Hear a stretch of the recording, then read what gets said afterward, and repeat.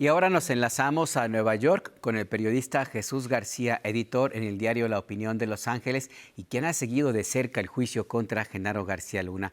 Buenas noches, Jesús, bienvenido a Punto de Referencia. Gracias por esta conversación. ¿Qué tal? Muy buenas noches. Muchísimas gracias por estar aquí con ustedes. Un saludo a la audiencia. Un saludo también para Buenas ti. noches. 38 años de sentencia, ¿los va a cumplir o va a negociar y eventualmente lo veremos en la calle como otros que han sufrido la misma suerte y que pues ahora están en libertad en Estados Unidos, Jesús? Bueno, siempre ha existido esa posibilidad de que García Luna, pues de algún modo puede integrarse a un proceso de cooperación con autoridades estadounidenses. Por supuesto, ahora está en una desventaja como hubiera estado en una mejor posición cuando fue detenido en 2019 en Dallas y cuando se le ofreció, como se supo justamente durante el proceso judicial, pues esta posibilidad de que pudiera integrarse, declararse culpable y poder pues tener una condición distinta a la que vimos el día de hoy cuando ya es señalado pues culpable y además sentenciado a 38 años, punto 3 meses de prisión más 5 años de libertad supervisada. Y por supuesto, pues esta condena que lo lleva pues a permanecer tantos años en prisión. Entonces, existe esa posibilidad. Vamos a ver lo que continúa porque pues él va a presentar, ya lo confirmó su abogado César de Castro, su apelación ante la corte, que es la que corresponde al segundo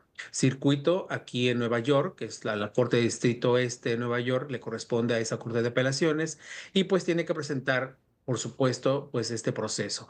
Los jueces tendrán que decidir en ese momento si aceptan el caso y si lo aceptan, pues el proceso tampoco es tan sencillo. Tienen que pasar varios meses en cuanto se escuchen los argumentos en ese tribunal y aparte meses adicionales, quizás muchas veces más de 2 años para que se tome una decisión al respecto.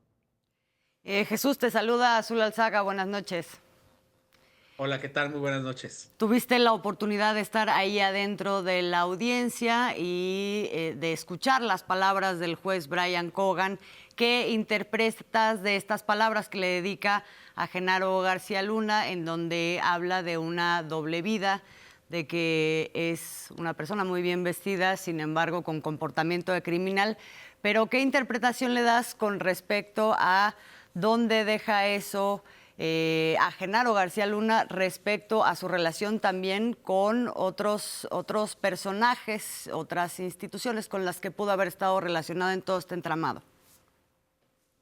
Sí, mira, es muy complejo. Hay varios aspectos que hay que considerar. En primer lugar, me parece que hay una discordancia entre el fuerte mensaje que el juez Brian Cogan lanzó en contra de García Luna y la sentencia. Si bien la sentencia es alta, no es una sentencia, digamos, como por ejemplo la que se dio al expresidente de Honduras, Juan Orlando Hernández, que enfrenta 45 años de prisión y que incluso estará más tiempo porque él recientemente fue detenido. Entonces, pues prácticamente estará todo ese tiempo en prisión, salvo digamos que tenga una reducción realmente mínima por buen comportamiento. En el caso de García Luna, son 38 años, punto 3 meses. Hay que descontar los 5 años que ya lleva en prisión. También hay que descontar alrededor de un 8% más o menos si se presenta una moción y de buena conducta durante su encierro. Eso obviamente baja todavía su sentencia. Estás hablando de que él estaría alrededor de 30 años en prisión más o menos. No es un cálculo específico o concreto, pues. eh, pero pues más o menos ese es, digamos, el estimado. Significa que él saldría pues ya bastante grande y pues evidentemente difícil, digamos, de que pueda desarrollarse en otra vida, digamos, socialmente o políticamente, porque también saldría estigmatizado. Pero vuelvo a lo mismo. El juez Brian Cogan lo comparó con el Chapo Guzmán, pero no le dio la misma sentencia. Es Así es. decir, hay una discordancia entre ese mensaje que manda el juez Brian Cogan y como bien señalas, sí señala su doble vida. Incluso le dice que que él se creía su propia mentira, asumía esa doble vida, esa vida de por un lado ser un personaje, digamos, premiado, un político respetado, y por otro lado, pues tener este contubernio con la organización criminal, pero él tenía esa capacidad de mentir, que incluso en ese momento, si él lo pusiera frente, el juez Kogan lo pusiera frente al detector de mentiras, seguramente García Luna pasaría el detector de mentiras. Son muy fuertes las palabras por donde quiera que se vea, pero repito, yo siento que no hubo no hay una concordancia con la sentencia. Es alta, sí lo es, pero no es tan alta como se ha visto en casos similares. Por supuesto, es un mensaje y tampoco va a ser tan fácil con el caso de García Luna, pues bueno, pues moverse, digamos, dentro de los procesos judiciales. Lo estamos viendo con otros casos importantes. Es muy difícil, sobre todo en un proceso donde hay un jurado de por medio. Hay que recordar que los procesos judiciales de este tipo, donde hay jurados de por medio, son altamente respetados y es muy difícil que se pueda avanzar en contra de ellos.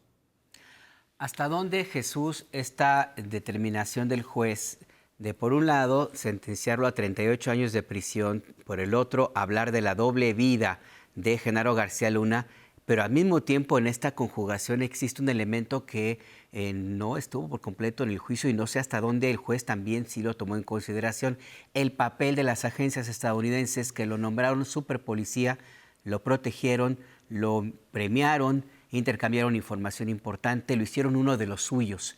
Y ahora también podría eventualmente pensarse que se juzga a uno de estos personajes de los suyos, pues.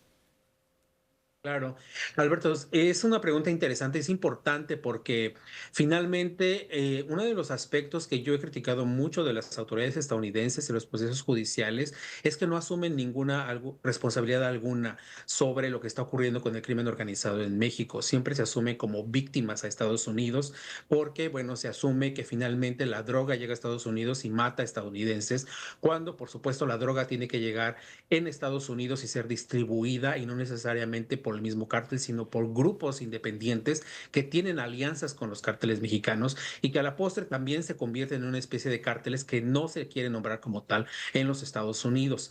Porque no lo sabemos todavía, o sea, entendemos que hay organizaciones criminales muy fuertes que no solo manejan tráfico de armas, sino también pues el lavado de dinero, que es fundamental justamente para que cárteles mexicanos puedan seguir operando.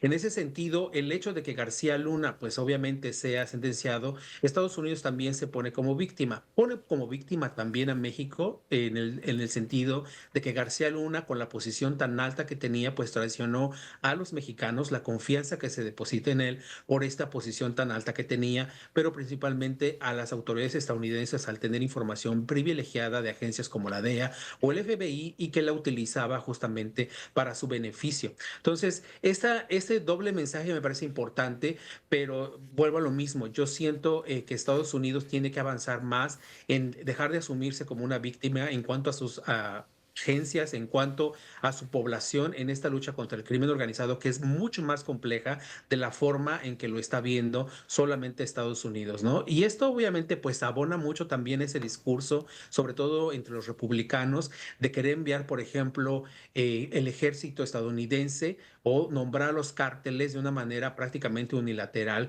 como organizaciones criminales para justificar algún tipo de acción específica militar en México. Por supuesto, los demócratas, la mayoría, si no, yo no he escuchado una propuesta demócrata, digamos, en firme en ese sentido, más de los republicanos básicamente. Entonces, es un mensaje interesante con el que pues sí tenemos que poner mucha atención y como medio de comunicación, pues cuestionar más severamente lo que las agencias estadounidenses también tienen en responsabilidad en esta lucha contra el crimen. Sí, es interesante cómo en las propias palabras del juez Brian Cogan se nota este deslinde que deja a salvo a las agencias y bueno, y también a cualquier otra autoridad, incluso en México, con la que hubiera podido estar relacionado Genaro García Luna. Finalmente me llama la atención y creo que a mucha gente le ha llamado la atención la determinación de darle 38 años de prisión, no cadena perpetua, a pesar de compararlo con el Chapo Guzmán. ¿Hubo alguna justificación, Jesús, para que se diera de esta manera esta sentencia? Pues mira, la verdad, Azul, es una pregunta importante por responder y solamente yo estoy, bueno, obviamente haciendo parte de mi trabajo es buscar entender esta justificación que está o esta sentencia que ha puesto el juez Brian Cogan.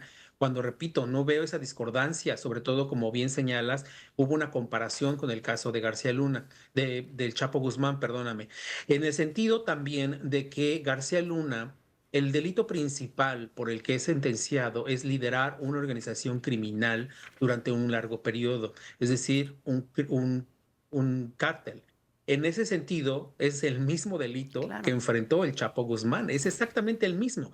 Claro, el Chapo Guzmán tenía otras acusaciones, incluso se salvaron otras acusaciones en cuanto a sentencia, pero García Luna también tenía conspiración por el tráfico de drogas, que son delitos también altamente castigados en los Estados Unidos.